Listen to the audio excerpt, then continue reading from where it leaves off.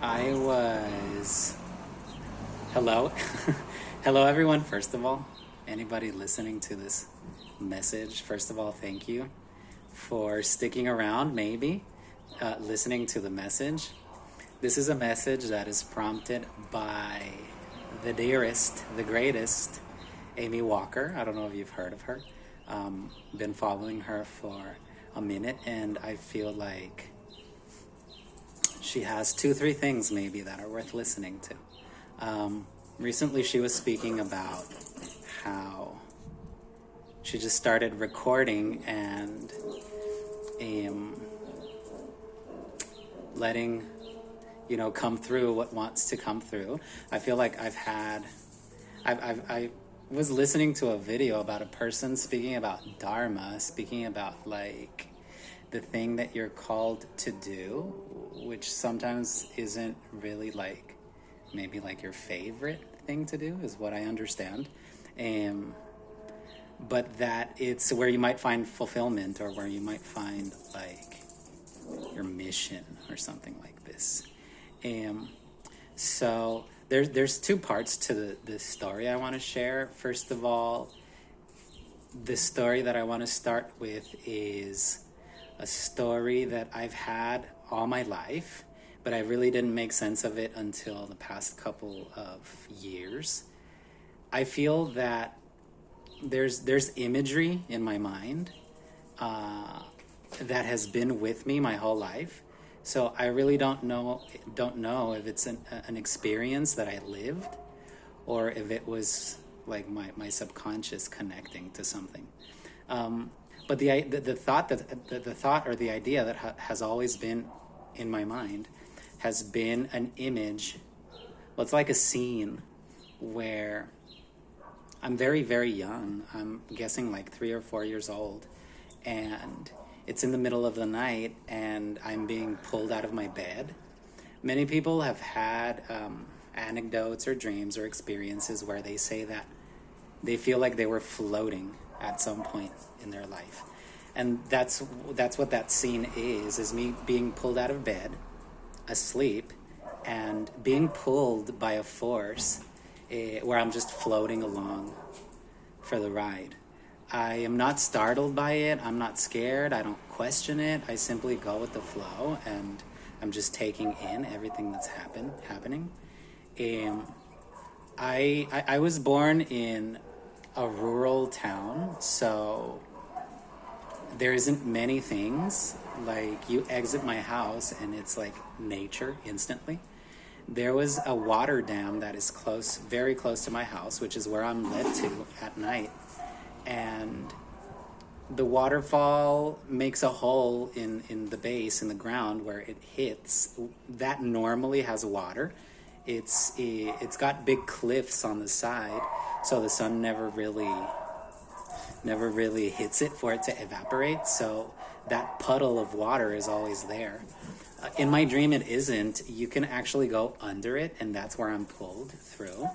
And I go in there, and it's a huge chamber, but it's dark. I only get the sense that it's a big chamber.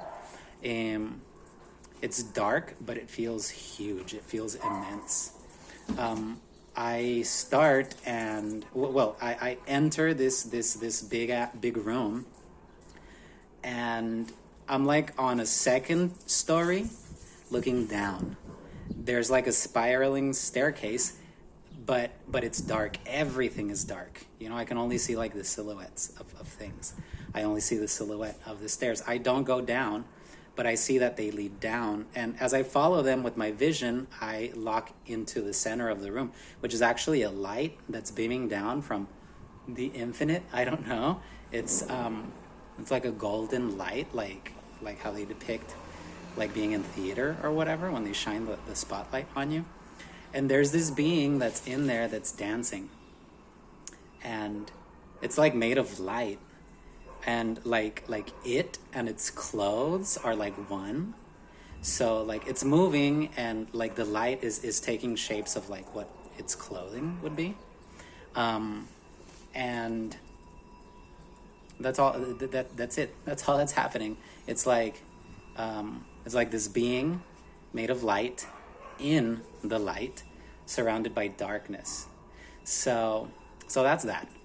That's been with me for a long time, and I really didn't like it. Really didn't trigger my memory until I was a full adult. Life has led me to like read different things or to investigate on different things, and I don't know if any of y'all are familiar with the law of one, or the raw material. I would highly recommend if you're interested in looking it up and investigating. I was reading that, and it's about a medium and their contact with, how can I say, like supernatural beings, something like this. I don't know. And there's a whole ritual that they have to go through to clean their space, and to bring balance to their being, so that what is being channeled can be as balanced as can be. And one of the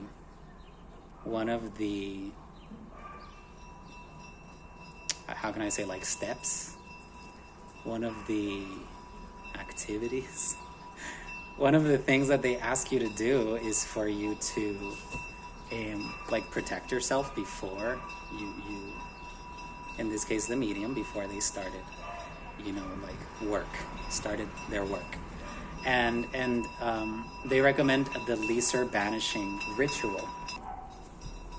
The Lisser banishing ritual is a series of like visualizations along with specific movements and an intention, where you imagine that a column of light beams down from the infinite and envelops you completely.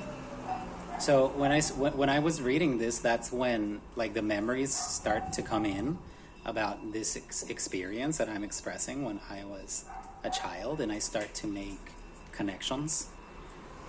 There was also a point in time where a family member was very ill, and it's difficult for them just as it is for their loved ones. And as loved ones, sometimes we question, what is it that one can do to like intervene, I could say, for the people that you love. And that those were my conversations with God, right? Like, I understand that sometimes there's things that we have to go through. There's our mission, there's the quests that we need to come and live, and that's where learning comes through. So I wasn't like trying to fight against the illness, or trying to be angry or resentful against the illness, because I acknowledge that to a certain degree it's serving a purpose in the life of a loved one. Nevertheless, I still felt the need to do something.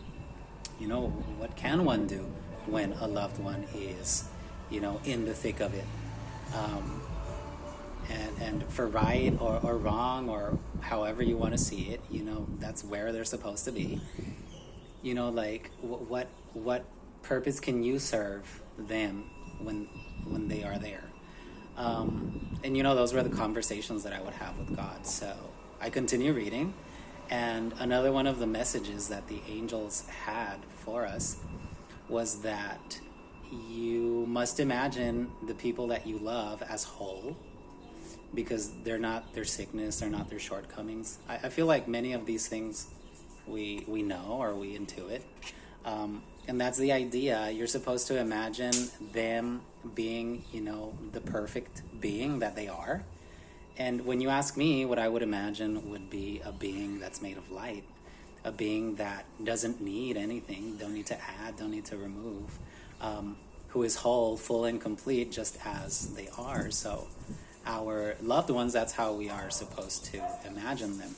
We're supposed to hold them in this light, imagine them being whole and pure, and that this is the best way that we can help them in their hardships or whatnot. There's another idea that I've bumped into where I make a connection with all of this, where the angels also say that everything in existence is the love of God. So everything, even if, it's inert matter in our mind. Even God is there, even, the love is there. And we're encouraged to treat even inanimate things with the same love that we would treat the people that we love. Because I feel like it's a reflection, right? A reflection of what you are, what you have inside. So how can you really truly experience love if there's a limit to where you place it? So they were speaking about how you're supposed to be careful on what are the thoughts that you let roam in your mind, because sometimes they dictate what is represented out here in the physical. So for example, I don't know, what I can think about is, imagine that the door is slamming in the wind, and it's been slamming for a minute, and you get fed up with it, so you get up and you shut it with force, and it stirs up things inside of you. That versus going with love and closing the door and understanding that maybe that is your responsibility. Maybe if it wasn't left unlocked, it wouldn't be slamming. And even if that was the choice that you decided to make, even if it did stir something up and you did decide to slam it, I ain't gonna tell you don't do it. But, the vibration or the frequency of one way of being versus the other is a big difference and has an influence on, how we live or what we live in 3D. They were also speaking about how sometimes thinking of that energy and thinking of the space that we hold for the things that are around us, inside us, also needs to be modified. Because, for example, let's say that a person wronged you. Let's say that a person stole from you. And they stole from you, like straight up dirty. And you could go up to them and point at them and say, "You burglar, you," and to a degree, you feed what that person could be to a degree, because if all you can think about them is being a burglar, that's what you feed to them. And maybe that's the idea that they get. Maybe that's the idea that they've gotten always. Imagine that, because of circumstances of life, they've been stealing their whole life. That's what they learned. That's where life has pushed them. Imagine that everybody that has crossed paths with them, everybody that person has stolen from, crosses them as being a burglar. To a certain degree, that's the only space that you hope for the person. And to a certain degree, you also place a limit to what that person can be. So even then, as they say, as he says, love thy neighbor. Even if you have been wronged, there is still space to hold people in the light. And I guess that's the message that I want to share, is that, there is that light out there that is infinite and that is available for everybody, and that it's a matter of changing perspective or changing how it is that you view things. Now, I am also not jumping on here trying to spoon feed information to anybody. As they say, discernment is key. So if it resonates with you, take it, and if it doesn't, it's okay. But I guess testimony is what they call it. That's my testimony. That's I want to share what I have been through, because I feel that it's served me a purpose, in the times of lows and in the times of highs as well. And thinking about how, like they say, you know, we ain't saved until everybody is saved. So how can I expect salvation when I still hold the killer as a killer, the robber as a robber, the inflictor as an inflictor? I feel like it's just feeding the same cycle. So yeah, that's my message.